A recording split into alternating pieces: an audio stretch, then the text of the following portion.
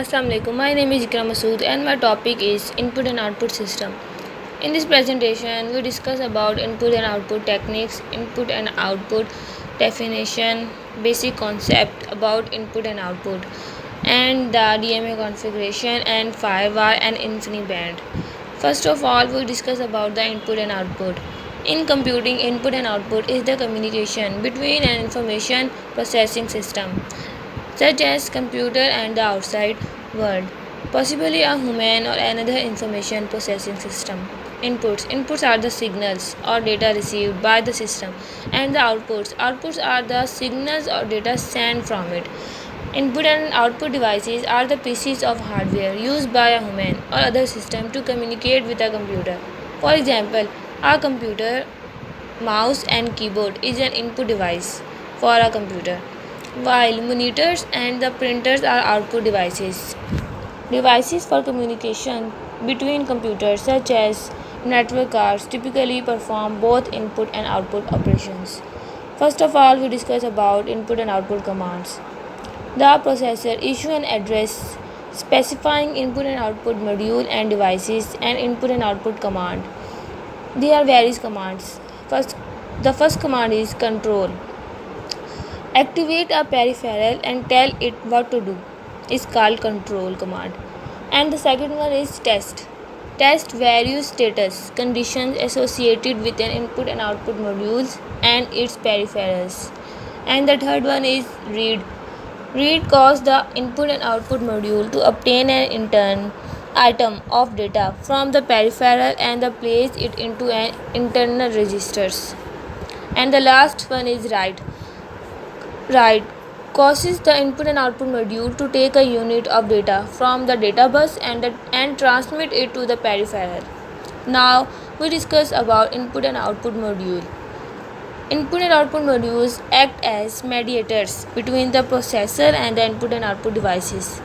The input modules receive signals from switches or sensors and send them to the processor, and the output modules that back the processor signals to the control devices like motor starters. For example, interface to CPU and memory, interface to one or more peripherals. Now you can see this diagram. Generic model of input and output module. There are three types of lines: address lines, data lines, and control lines that connect with the input and output modules. These lines called system bus. And the links, you can see these links to peripheral devices. Links to peripheral devices. How input and output device work? Steps: CPU checks input and output module device status. Input and output module return status. If ready, CPU requests data transfer. Input and output module gets data from device and transfer data to CPU. Now discuss about the input and output techniques. There are three types of techniques: programmed, interrupt based, direct memory access. First of all, we discuss about programmed. The programmed input and output module controls the transfer of data between connected devices and the computer. Each input and output device connected to the computer is continually checked for inputs. When it receives an input signal from a device, it carries out the request. It no longer receives an input signal. Let's say you want to print a document. When you select print on your computer, the request is sent through the central processing unit CPU, and the communication signal is acknowledged and sent out to the printer.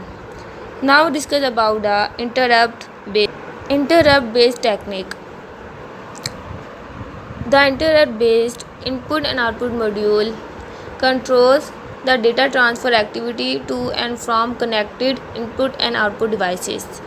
It allows the CPU to continue to process other work instead and will be interrupted only when it receives an input signal from an input and output device.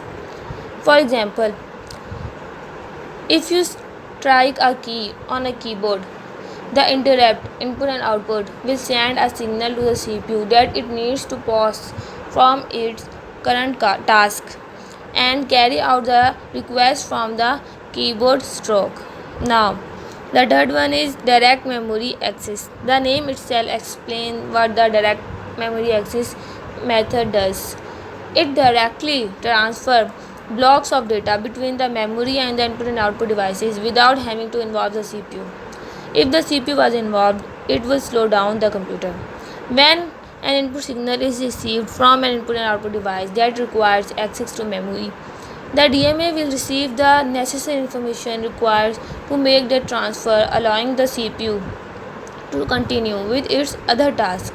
For example, if you need to transfer pictures from a camera plugged into a USB port on your computer, instead of the CPU processing this request, the signal will be sent to the DMA, which will handle it. DMA functions. DMA module on system bus used to mimic the processor. DMA module only use system bus when processor does not need it. DMA module may temporarily force processor to suspend operation cycle stalling. DMA operations. The processor issue a command to DMA module. Then it can read and write input and output addressing using data lines.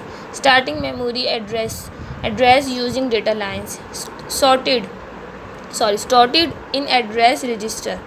Number of words to be transferred using data lines stored in our data register. The processor that continues with other work. DMA module transfers the entire block of data one word at a time directly to or from memory without going through the processor, means CPU. DMA controller deals with transfer. DMA controller sends interrupt when finished. Now our last topic is firewall configuration. Daisy chains. Up to 63 devices on single port. Automatic configuration, no bus transmitters, may be tree structure. Firewall 3-layer stack. Physical link and transaction. Physical transmission media, electrical and signaling characteristics. Link transmission of data in packets. Transaction request response protocol. Two types of transmissions, synchronous and the second one is isochronous. First of all, we discuss about synchronous.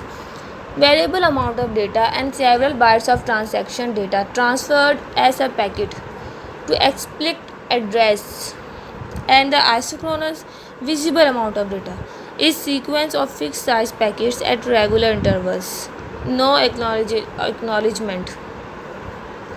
Now we discuss about InfiniBand. InfiniBand is a type of communication link for data flow between processor and input and output devices that offers throughout up to 2.5 gigabytes per second and support up to 64,000 addressable devices. Because it is also scalable and support quality of service, InfiniBand is often used as a server connect in high performance computing environments. InfiniBand input and output specification aimed at high end servers. Version 1 released early 2001. InfiniBand architecture. Remote storage, networking and connection between servers. Scalable data center, independent nodes ended as required. Input and output distance from server to 17 meter using copper. InfiniBand operations. 16 logical channels, virtual LANs per physical link. Switch maps traffic from incoming to outgoing LAN. Thank you.